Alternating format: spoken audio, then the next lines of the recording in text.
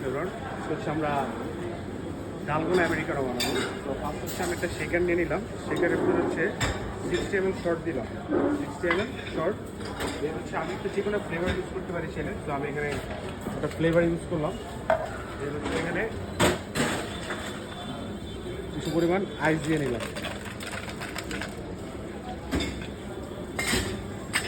তারপর সেটাকে অ্যাডজাস্ট করে যেন সুপার হয়েছে থাকে শেক করলাম। শেক করে যেন সেটাকে রাফ করে খুলে নেব। There we go.